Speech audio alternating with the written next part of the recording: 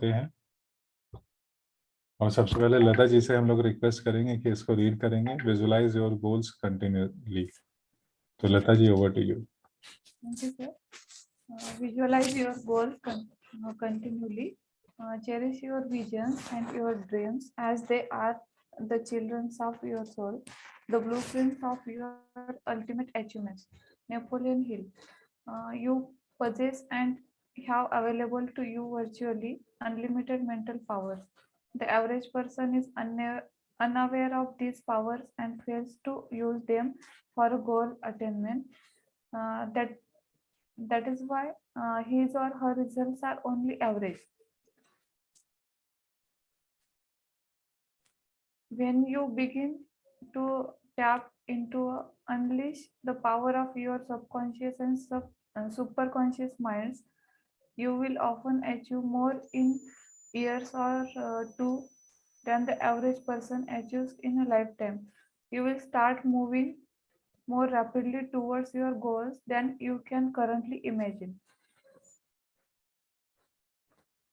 Sir ऊपर करेंगे हाँ जी, हाँ जी लता जी। सर 2 मिनट आप एक्सप्लेन करेंगे क्या? मुझे थोड़ा कॉल आ रहा है मैडम का। ठीक है, ठीक है। तो पहले लता जी के लिए जबरदस्त तालियां, बहुत अच्छे से उन्होंने रीड किया। और यहाँ पे बताया कि हमारे जो गोल्स हैं इनको हमें कंटिन्यूअली है ना विजुलाइज करना चाहिए। ठीक है। और बहुत अच्छी लाइन लिखी है, cherish your vision vision and your dreams as they are children of your soul, the blueprint of your ultimate achievement. Napoleon Hill ji ने बताया हुआ है कि हमें है ना हमारे विजन को या हमारे ड्रीम को अपने बच्चों की तरह, हमारी आत्मा के बच्चों की तरह इनको वो चेरिश करना चाहिए। ठीक है। तो यहाँ पे अगला लाइन उन्होंने शुरू किया कि हम सबके पास में ना वर्चुअली अनलिमिटेड मेंटल पावर होती है, और इसको है ना एवरेज पर्सन को पता ही नहीं होता कि उसके पास में पावर क्या है, और इसलिए उनके रिजल्ट्स जो होते हैं एवरेज होते हैं। लेकिन जब हम अपनी पावर को समझना शुरू कर देते हैं और हम सब कॉन्शियस या सुपर कॉन्शियस माइंड को जानना शुरू कर देते हैं, तो हम ज़्यादा से ज़्यादा और अचीव करना शुरू कर देते हैं। और कुछ ही सालों में, 1 या 2 सालों में उतना अचीव कर लेते हैं जितना एवरेज पर्सन है ना अपनी लाइफ टाइम में अचीव करता है। हम बहुत जल्दी से अपने गोल्स को है ना अटेन करना शुरू कर देते हैं।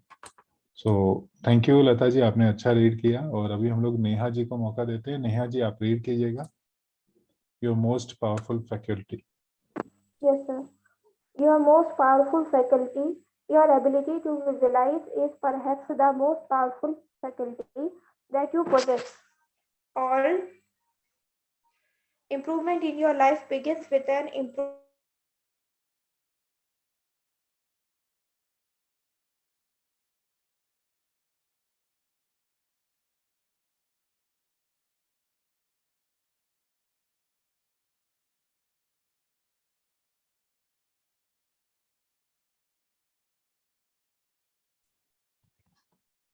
हेलो नेहा जी, आवाज मुझे नहीं आ रही है, किसी को नहीं आ रही है?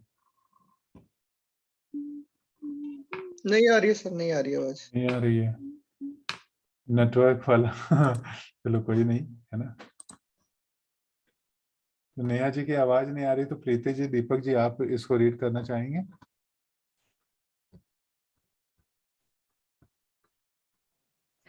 हाँ सर। हाँ जी, रीड कीजिए। Your most powerful faculty, your ability to visualize is perhaps the most powerful faculty that you possess. All improvement in your life begins with an improvement in your mental pictures. You are where you are and what you are today largely because of mental pictures that you hold in your conscious mind at the present time. As you change your mental picture on inside, your world of the outside will begin to change to correspond to those pictures. Visualization activates the law of attraction, which draws into your life the people, circumstances, and resources that you need to achieve your goals. Visualization activates the law of correspondence, which says, as within, so without. As you change your mental picture on the inside, your world of the outside, like mirror, begins to change. Just as you become what you think about most of the time. you become what you visualize most of the time as well. तो इसमें law of attraction, ये अपना visualisation के बारे में बताया है, उसके वजह से अपना लॉ ऑफ अट्रैक्शन काम करता है। तो इसमें बताया है कि द मोस्ट पावरफुल फैकल्टी, सबसे पावरफुल एक फैकल्टी बोला है उसमें, इसमें बोला है कि आपका विजुअलाइजेशन का पावर मोस्ट पावरफुल होता है, और वो अपने लाइफ में बहुत इम्प्रूवमेंट लाता है और अपने मेंटल पिक्चर्स इम्प्रूवमेंट लाता है। जैसे कि अपन मेंटल अपने दिमाग में जैसे पिक्चर बनाते हैं, वैसे ही अपने सबकॉन्शियस माइंड में वो जो पिक्चर्स रहते हैं अभी के, वो जैसे इनसाइड रहते हैं वैसे अपने आउटसाइड होना शुरू हो जाता है। और जो विजुअलाइजेशन अपन जो करते हैं, जो मेंटल पिक्चर अपन बनाते हैं कॉन्शियस सबकॉन्शियस माइंड में, वैसे ही activate law of attraction activate होता है, और वैसे ही अपने जो रिसोर्सेस है, जो पीपल्स है, वो अपने अट्रैक्ट हो जाते हैं, और वैसे अपने जो गोल्स है ऑटोमेटिकली वो अपने को पा लेते हैं। Law of attraction activates the law of correspondence. Correspondence means जैसे कि अपन अपना मेंटल पिक्चर चेंज करते हैं इनसाइड में, तो वैसा ही बाहर के पिक्चर भी अपने चेंज हो जाते हैं। जैसे अपन इनसाइड कॉन्शियस सबकॉन्शियस माइंड में करते हैं, जैसे कि मिरर, जैसे मिरर रहता है, मिरर की जैसे वैसे इमेज में जो अपन सोचते हैं वैसे ही आउटसाइड में वो वैसे पा लेते हैं अपन, लॉ ऑफ अट्रैक्शन एक्टिवेट होने की वजह से। बिल्कुल, बहुत अच्छा दीपक जी, है ना। वही करस्पॉन्डेंस मतलब पत्र व्यवहार के लिए यूज किया जाता है। तो Okay. हम जैसे भेजेंगे ना, तो वैसा चीज हमारे को मिलती है। तो उस चीज को यहाँ पे बताया गया हुआ है, as within so without. Okay, और हम सब ने इसको सुना है कि जब अंडा अंडा है ना, अंडा से टूटता है तो एक है ना बहुत अच्छा कोई जान निकल के आती है, और जब बाहर से टूटता है तो डिस्ट्रॉय हो जाता है। yes, तो इसलिए कहते हैं कि जब भी कोई चीज अंदर से निकलती है ना, तो कुछ जिंदगी कुछ बढ़िया चीज हमेशा निकल के आती है। yes. Thank you Deepak ji, बहुत अच्छा रीड किया। तो अगर नेहा जी वापस कनेक्ट हो गई हैं तो हम नेहा जी से वापस रीड करा लेते हैं। Yes, sir. हाँ जी। Mental pictures become your reality. Wayne Dyer says, "You will see it when you believe it." Jim Cathcart says, "The person you see in the mirror, you will be." Dennis Waitley says that your mental images are your previews of your life's coming attractions. Albert Einstein said, "Imagination is more important than facts." Napoleon Bonaparte said, "Imagination rules the world." Napoleon Hill said, "Whatever the mind of man can conceive and believe, it can achieve." The importance of vision. Neha ji इसको पहले explain कर दीजिएगा। Yes sir. जो हमारे mental pictures होती है, यानी कि जो हमारे मन में चीजें चलती रहती है, वो रियलिटी बन जाती है। एक व्यक्ति का नाम दिया है वेन डायर, जिन्होंने कहा था कि जो आप देखते हैं, जो जिस पर आप विश्वास करते हैं उसे ही आप देखना शुरू कर देते हैं। जिम कैथकार्ट ने कहा था, जो जिस व्यक्ति को आप देखते हैं, मतलब जैसा आप बनना चाहते हैं, उसी तरीके से आप उस व्यक्ति को देखना शुरू कर देते हैं। डेनिस वेटली ने कहा था कि जो हमारी माइंड में जो इमेजेस चलती हैं, वो एक्चुअल में क्या होती हैं, वो हमारी पुरानी जो लाइफ के अट्रैक्शंस होते हैं, जो हम सोचते रहते हैं कि ये चीज हमें मिल जाए, उसके प्रीव्यूज होते हैं। अल्बर्ट आइंस्टाइन कहते हैं कि इमेजिनेशन यानी जो कल्पनाएं होती है, वो तथ्यों से ज्यादा महत्वपूर्ण होती है। नेपोलियन बोनापार्ट कहते हैं, जो इमेजिनेशंस होती हैं, जो कल्पनाएं लोग करते हैं, वही एक्चुअल में संसार पर रूल करती है, यानी कि वही शासन करती हैं। नेपोलियन हिल कहते हैं, जो एक व्यक्ति का मस्तिष्क जो सोच सकता है, जिसको ग्रहण कर सकता है, उस पर विश्वास कर सकता है, उसको पा भी सकता है। यानी इम्पॉसिबल जैसा कुछ नहीं होता है। और काफी सारी चीजें ऐसी होती है जो शुरुआत में इम्पॉसिबल सी लगती हैं, लेकिन जब हम उस पर सोचना शुरू कर देते हैं तो वो हमें मिल जाती है समय के साथ साथ। ये सिर्फ यहाँ तक हो गया।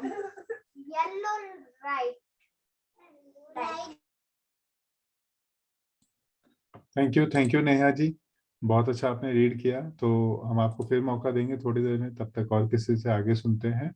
और यहाँ पे हमारे साथ रूपाली जी हैं, तो रूपाली जी मैं आपसे रिक्वेस्ट करूंगा रीड कीजिएगा इम्पोर्टेंस ऑफ विजन को।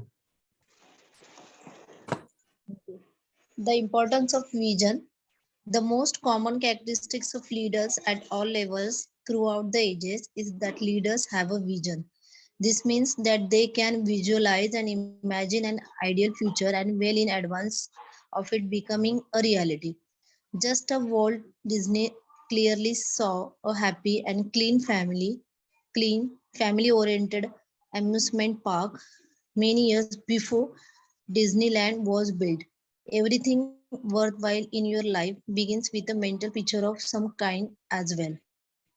As it happens, you are always visualizing something, one way or another. Every time you think of someone or something, remember a past event, imagine an upcoming event, or even daydream while you are sitting or driving along, you are visualizing. It is essential that you learn to manage and control this visualizing capability of your mind and focus it like a laser beam in the direction of achieving the goals and that are the most important to you.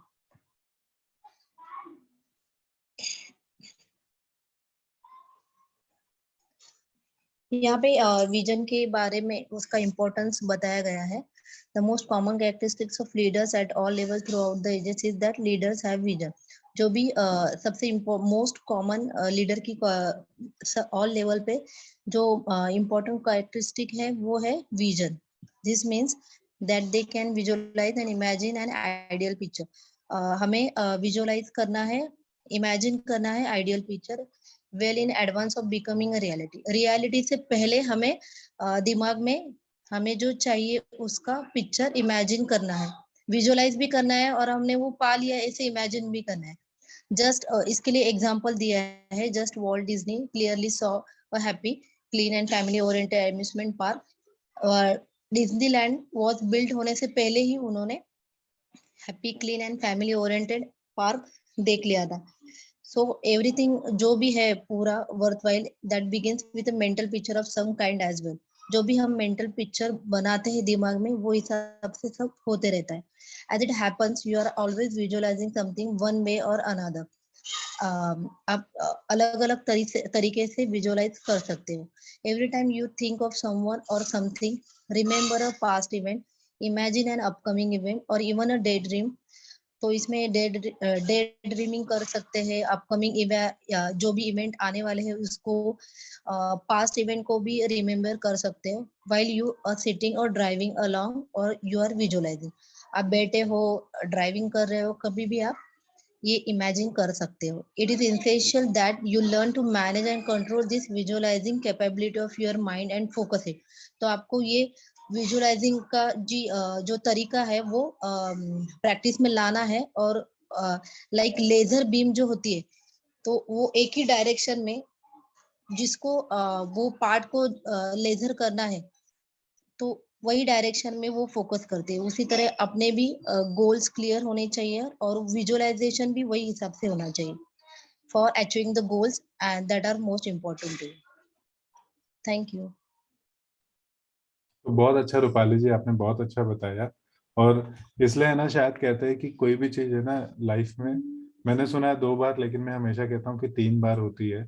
पहले हमारे दिमाग में, फिर paper में, और उसके बाद में हकीकत में. चाहे वो हमारा घर हो, चाहे वो ताजमहल बना हो, है ना, या दुनिया में कोई भी चीज जब बनती है तो सबसे पहले वो दिमाग में, किसी के दिमाग में बनती है, इमेजिनेशन में होती है, फिर वो पेपर में उसका ब्लूप्रिंट छपता है, और फिर उसके बाद में है ना एक्चुअली वो चीज बनती है.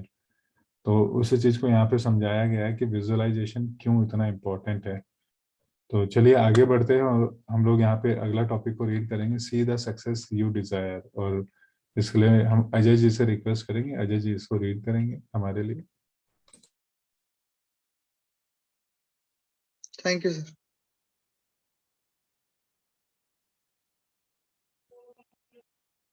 See the success you desire.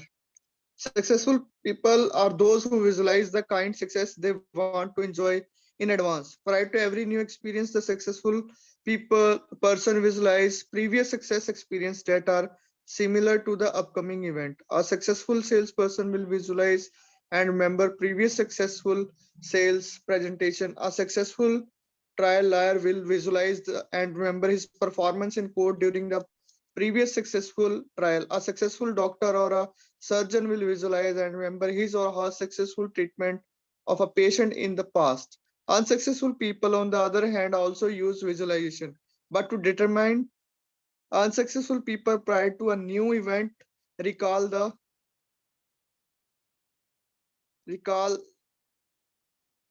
reflect their determination. Unsuccessful people prior to event, recall, reflect upon the visualization their previous failure experiences. They think about the last time they failed or did purely in this area, and they imagine failing again. As a result, while they go into new experience, the subconscious mind have been pre-programmed for the failure rather than success.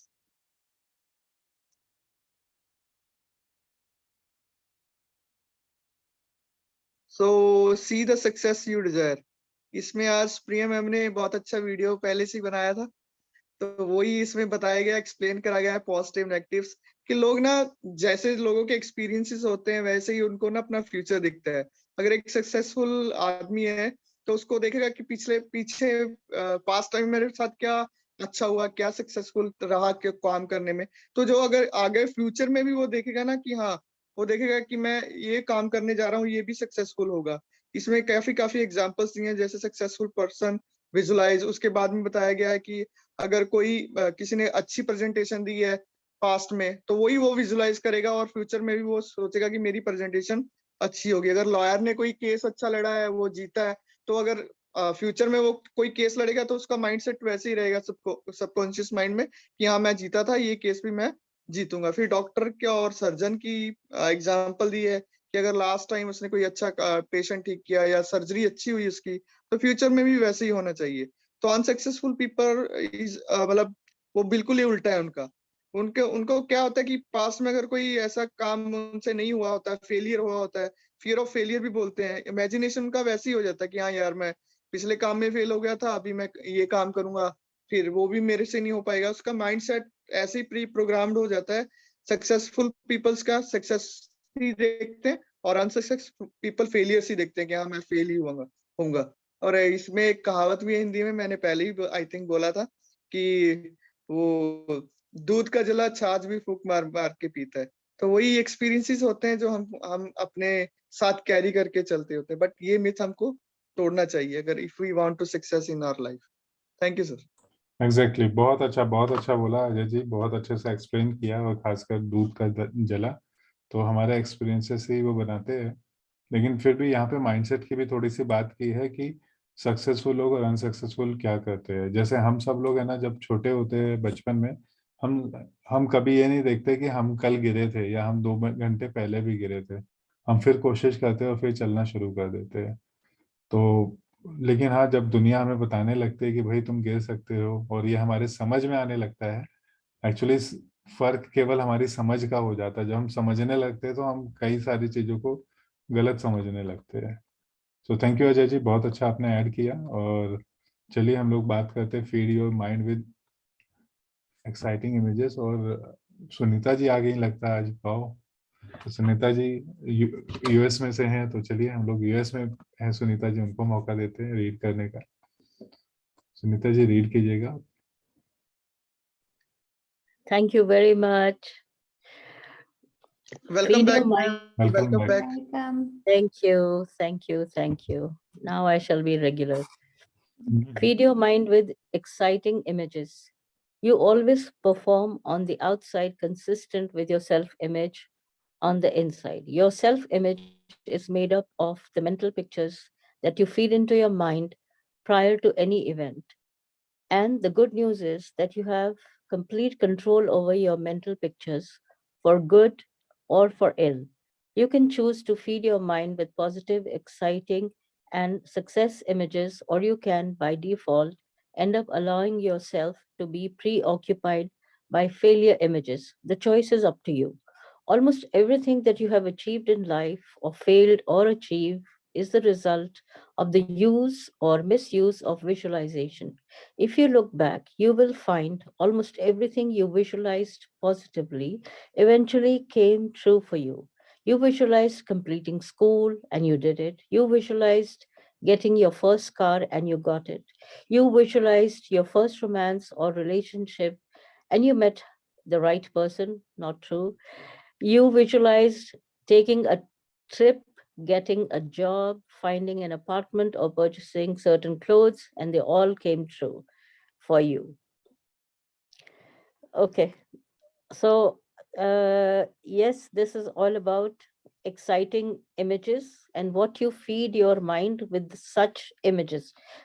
All this is very true, and I can say from my experience also कि मैंने शायद अभी तक जो भी चाहे गर्लहुड से भी इमेजिन करा था वो भी सच हुआ है, और जो थोड़े बड़े होने पे या फैमिली लाइफ में आने पे करा था वो भी सब सच हुआ है, barring of course from a thing or two, you know, because as they say, there is no Mr. Right for anyone.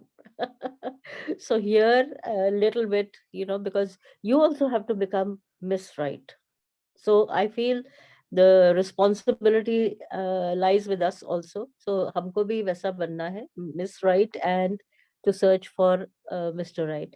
पर ये बात बिल्कुल सच है, यहाँ तक कि you know, कभी अगर मैंने अपने बच्चों का भी सोचा, उनके नाम का भी सोचा, वही सब सच हुआ, then I imagined I will learn English, I will teach English, I will write a book, I will print a book of my artwork. वो सभी कुछ whatever I visualized definitely पूरा हुआ. Now we have to see, अभी Mr. BSR sir का मैंने एक session भी अभी अटेंड करा, that's why I joined it let, और वहां पे फिर से रीइटरेट हुआ कि आप अपने गोल्स को रिविजिट कीजिए एंड विजुलाइज कीजिए to get going on the journey of achieving your goals. You're absolutely right in this paragraph. यहाँ पे बहुत अच्छे से लिखा है कि even certain clothes, and this is so true, and sometimes even the body. So यहाँ पे शायद अभी ऐसा लग रहा होगा कि पॉसिबल है या नहीं है, लेकिन I remember my mother was a very well-read person, and she used to tell me, she says, you don't have to really work hard so much. All you have to do is visualize. If you want to be in good shape, just visualize every day. And yes, it does become true. Of course, थोड़ा थोड़ा हमें भी काम करना पड़ता है, आते हैं, लेकिन by and large, it's a very powerful thing. This visualization is a very, very powerful thing, and yet every powerful thing is also very simple. ये भी एक irony है, और ये अच्छी irony है. So that's about it in this, and visualize well. Thank you Sunita ji. और आज ही विजुलाइज कर रहे थे कि आप भी आने वाले हो, आपने मैसेज डाला था तो आप आ गए. Thank you. Absolutely, absolutely, yes. चलिए आगे बढ़ते हैं और हम लोग जतिन जी को बुलाते हैं. Take control of your mental pictures, इस टॉपिक पे जतिन रीड करेंगे.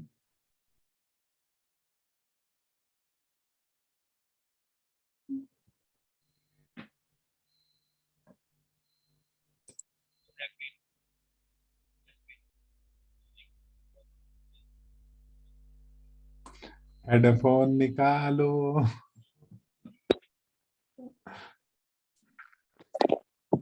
You have been using the power of the visualization continuously through your life, but the problem is that most of people use visualization in the random and haphazard way, sometimes to help themselves and sometimes to hurt themselves.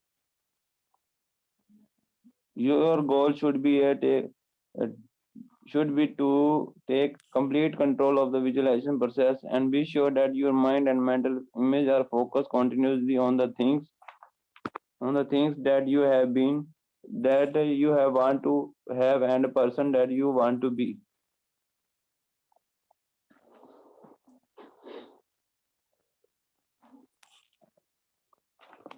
इसमें बताया गया है कि जब हम visualisation continuously करते हैं अपनी लाइफ के अंदर, तब हमारे जो कुछ पर्सन के प्रॉब्लम आती है कि विजुअलाइजेशन रैंडम एंड गलत तरीके से मतलब करते हैं, तो जिससे क्या है कि उन्हें सम टाइम क्या हेल्प देमसेल्फ एंड हेल्प, जिसकी वजह से अपने आप को नुकसान पहुंचाते हैं। जैसे मतलब कई बार हम नेगेटिव सोचने लग जाते हैं, जिसकी वजह से वो नेगेटिव चीज हमारे साथ होने लग जाती है।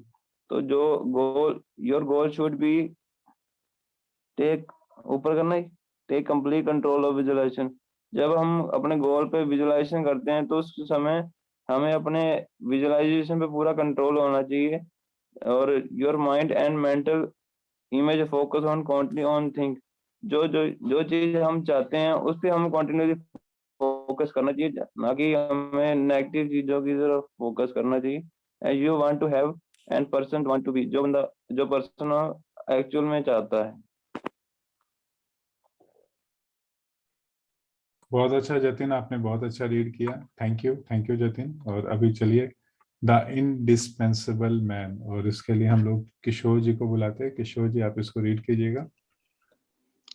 Yes, sir. Thank you. Welcome. George Washington, the first president of United States and considered by most historians to be the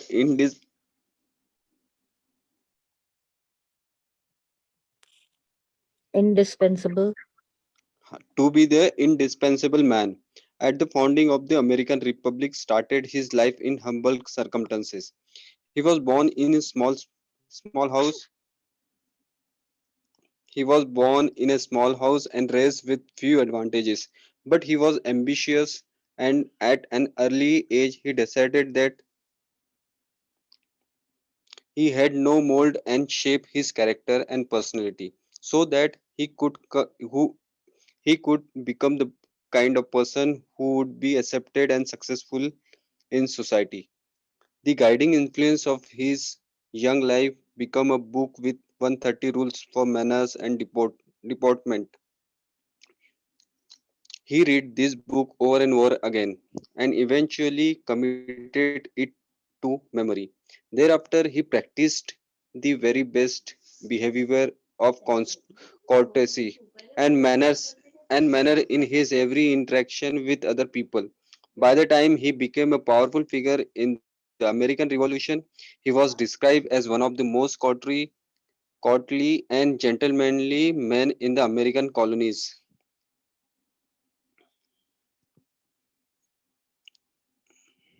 The indispensable man. Indispensable means important बोल सकते हैं सर इसको, महत्वपूर्ण, अनिवार्य व्यक्ति। Can I say? Yeah. Indispensable होता है जिसके बगैर गुजारा नहीं होता। ओके, अनिवार्य, जिसके बगैर गुजारा ही नहीं है। It cannot be dispensed with, मतलब आप उसको हटा नहीं सकते। Okay okay, thank you madam. Essential, yes, basically essential, yes. Essential. हाँ, George Washington the first president, United nation के फर्स्ट प्रेसिडेंट जॉन वॉशिंगटन को ज्यादातर इतिहासकार वहाँ अमेरिका में एक स्थापना के लिए एक इंडिस्पेंसिबल मैन मानते थे, यानी वो बहुत अनिवार्य व्यक्ति मानते थे। हाँ, वहाँ US अमेरिकन, के, not UN, US. Okay. founding of the American started his life is humble circumstances. उनकी जिंदगी बहुत ही गरीबी से शुरुआत हुई थी। he was born in a small house. वो एक बहुत ही छोटे घर में पैदा हुए थे and raised with few advantages. और वे और वे बहुत ही महत्वाकांक्षी बोल सकते हाँ नहीं sorry race with few advantage, और उनके पास कुछ एडवांटेजेस थे, but he was very ambitious and at an early age he decided that he had to mould and shape his character and personality. उन्होंने बहुत ही कम उम्र में फैसला कर लिया, और वे बहुत ही महत्वाकांक्षी थे कि वे अपने कैरेक्टर और पर्सनैलिटी को ऐसे बनाएंगे और उनको ऐसा शेप देंगे कि वे सम्मान यानी वो सफल सक्सेसफुल और एक पर्सन उस सोसाइटी के बन सके। The guiding influence of his young life became a book with 130 rules of manners and deportment. उन्होंने यंग एज में उन्होंने मैनर्स और इन्फ्लुएंस व्यवहार के 130 नियम की किताबें उन्होंने पढ़कर उन्होंने मार्गदर्शन उनको बना लिया, यानी हाँ he read this book over and over. उन्होंने वो किताब बार बार पढ़ी and eventually committed to his memory, और उन्हें ये नहीं पूरी यहाँ पे आई एम सॉरी, यहाँ पे ये थोड़ा सा अलग वर्जन दिया हुआ है। The guiding influence of his young life, जो उनकी लाइफ थी, his own life became a book with 130 rules of manners and department. उनकी अपनी लाइफ का जो उदाहरण था वो एक मैनर्स के लिए किताब बन गई, या फिर डिपोर्टमेंट। ओके, डिपोर्ट मीन्स अगर ऐसा बिहेव नहीं करेंगे तो उस कंट्री से हटा दिया जाएगा। ओके हाँ, उसके बाद उन्होंने देयर आफ्टर ही इसका मेरे को प्रैक्टिस लगता है कि ये इस नाम की जो बुक थी वो उनकी जिंदगी का मतलब इन्फ्लुएंस बनी। उसको बुक को बार बार पढ़ के उन्होंने अपनी जो जिंदगी थी वो मतलब लाइफ एज था, यंग एज था, उसको इन्फ्लुएंस किया इस बुक ने, I think, but I understand में। The guiding influence of his young life became a book.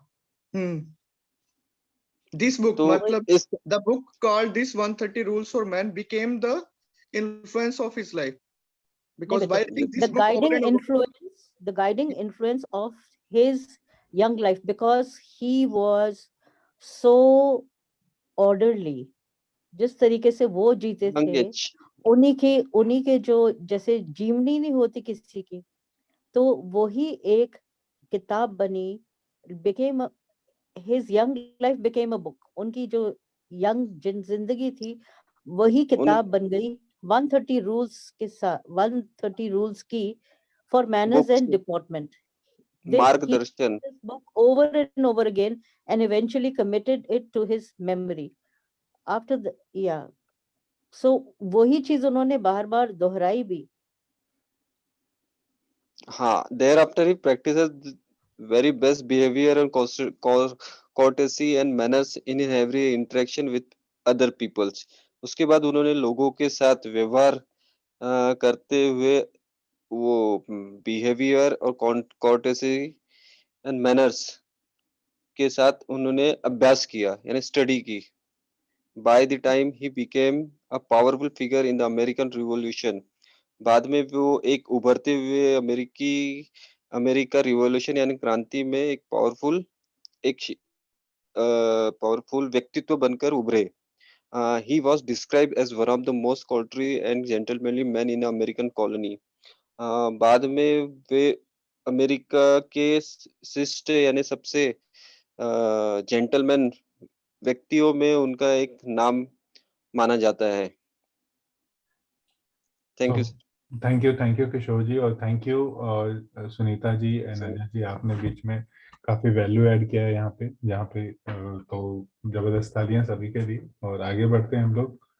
Sukhdev ji आ चुके हैं हमारे साथ में, तो सुखदेव जी से हम थोड़ा सा सुन लेते हैं आज के इस टॉपिक को, जो है डेवलप योर ओन कैरेक्टर। तो सुखदेव जी आप रीड कीजिएगा। Thank you sir. Develop your own character. Benjamin Franklin, America's first millionaire, found father and remarkable statesman, diplomat, and inventor, started as a penniless boy in Philadelphia, apprenticed to a small printing company. He was outspoken and argumentative and often made enemies who then contrived to hurt his chances and hold him back. At a certain point in his young life, as Benjamin Franklin reveals in his autobiography, he realized that his personality was in great danger of hurting a chance for long-term success in early American society. He therefore decided to develop within himself a series of key virtues such as sincerity, humility, temperance, discipline, and honesty that he felt he would have to possess if he wanted to achieve his full potential. Sir, एक बार scroll down करना sir.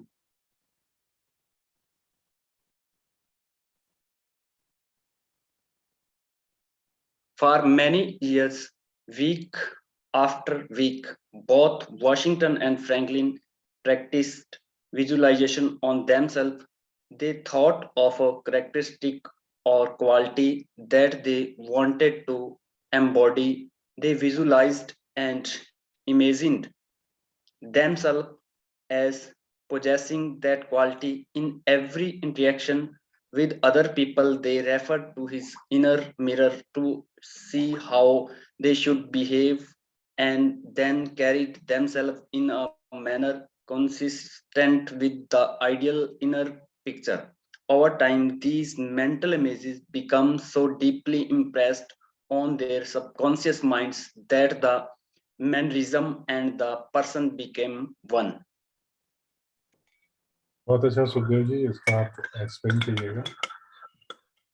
Develop your own character, यानी अपना character develop कीजिए. जिस तरह इसमें Benjamin Franklin America जो first millionaire था उसके बारे में as a founder and father of remarkable statements है. उसकी डिप्लोमेट एंड इन्वेंटर था, वो एक डिप्लोमेट और इन्वेंटर था. Started as a penniless boy in Philadelphia, apprentice to a small printing company. उसने एक स्मॉल प्रिंटिंग कंपनी में अपनी बिना पेनी के एक अपनी स्मॉल प्रिंटिंग की जो प्रैक्टिस की थी अब कंपनी के लिए अप्रेंटिस शुरू की थी. He was outspoken and argumentative and often made enemies.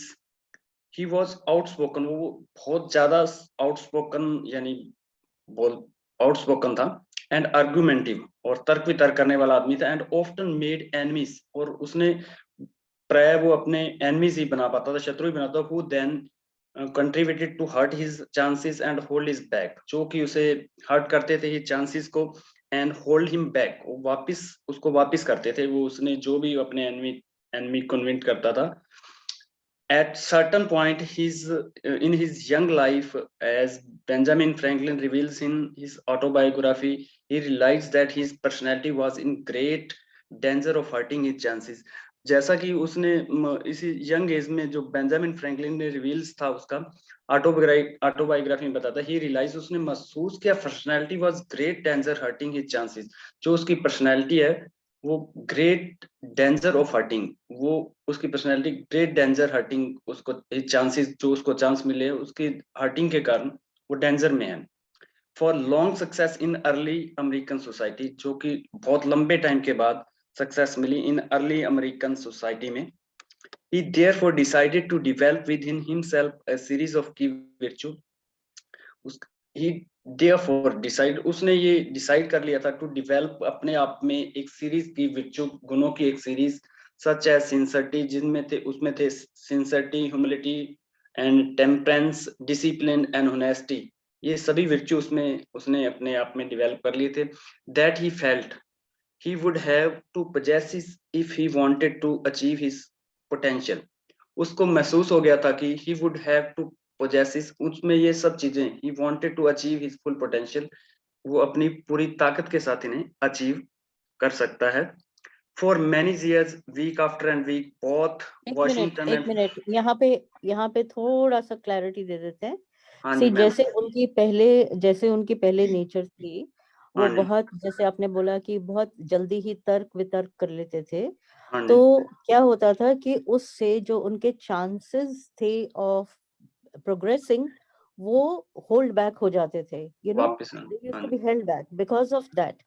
लेकिन कितनी तारीफ की बात ये है कि उन्होंने अपनी ऑटोबायोग्राफी में लिखा है कि उन्होंने बाद में रियलाइज करा कि ये सब चीजें जो हैं ये लॉन्ग टर्म में मेरे लिए ठीक नहीं होंगी, तो मुझे ही अपने आप को बदलना पड़ेगा, यस यस। मुझे अपने अंदर सर्टेन क्वालिटीज लानी पड़ेंगी, such as sincerity, sincerity, humility. हाँ जी। ह्यूमिलिटी मीन्स नम्रता, हाँ जी। टेम्परेंस मीन्स समभाव सहनशील। रखना, ज्यादा, हाँ, सहनशीलता, या ज्यादा गुस्सा नहीं करना, ज्यादा ऐसे नहीं करना, डिसिप्लिन, ऑनेस्टी, ये सारे करने पड़ेंगे to achieve his full potential. He would have to possess, उनमें लानी पड़ेगी अपना पोटेंशियल। सो यहाँ पे यही बताया कि एकदम माइल्ड, एक हम्बल, एक उसमें फैमिली में पैदा होते हुए भी, लेकिन उनके ख्यालात बड़े थे, और साथ ही साथ ये भी रियलाइज करा, अपनी नेचर को असेस करा, और बोला कि अच्छा बनने के लिए मुझे पहले तो अपने में ये क्वालिटीज लानी पड़ेंगी, तभी मैं, मेरा फुल पोटेंशियल जो है वो होगा। अब आगे बढ़िए। Okay, okay, ma'am. Thank you. For many years, week after week, both Washington and Franklin practiced visualization on themselves. यानी कि many years, कई सालों तक और कई सप्ताहों तक वाशिंगटन और फ्रैंकलिन दोनों ने विजुअलाइजेशन पे खुद पे उन्होंने अपनी प्रैक्टिस की, विजुअलाइजेशन की। They thought of a characteristic और quality that they wanted to embody. उन्होंने सोचा जो उनको क्वालिटीज, जो गुण चाहिए थे और कैरेक्टरिस्टिक चाहिए थे, उनकी उन्होंने प्रैक्टिस की। They visualised and imagine themselves possessing the quality. उन्होंने ये विजुअलाइज किया कि वो सारी चीजें, जो गुण थे, वो उनमें आ चुके हैं, पोजेसिंग हो चुके हैं। In every interaction with other people, जब भी वो दूसरे लोगों के साथ इंटरेक्शन कर, they refer to this inner mirror. वो जो आंतरिक मिरर थी, रेफर करते थे, वो जो विजुअलाइज करते थे, to see how they should behave, कि उनको कैसा बिहेव करना चाहिए, and then carried themselves in a manner consistent with the ideal inner picture. वो अपने आप में themselves in a manner consistent with the ideal picture, जो एक आइडियल पिक्चर थी, वो कंसिस्टेंट करते थे ideal. Over time these mental images became so deeply impressed on their subconscious। कुछ समय, एक समय के बाद उनमें ये सारी चीजें उनके सबकॉन्शियस माइंड में इम्प्रेस्ड किया। that mannerism and the person became one। वो एक मैनरिज्म के पर्सन, मैनरिज्म वाले एक आदमी बन चुके थे या बन गए थे। बहुत अच्छा सुखदेव जी, आपने बहुत अच्छा यहाँ पे बताया, और किस तरीके से है ना एक पर्सनालिटी चेंज हुआ। और जब ये पर्सनालिटी चेंज होने की बात आ रही है, तो हाँ जी। मुझे भी याद आया कि एक बहुत अच्छी पर्सनालिटी थी, हम सबने नाम सुना होगा, डाकू से साधु तक, है ना, हाँ जी। विश्वामित्र शायद, है ना। बिल्कुल बिल्कुल। हाँ जी, हाँ जी। हेलो। हेलो। अरे मैनरिज्म का मतलब क्या है? जिसमें मैनर हो, मे बी। नहीं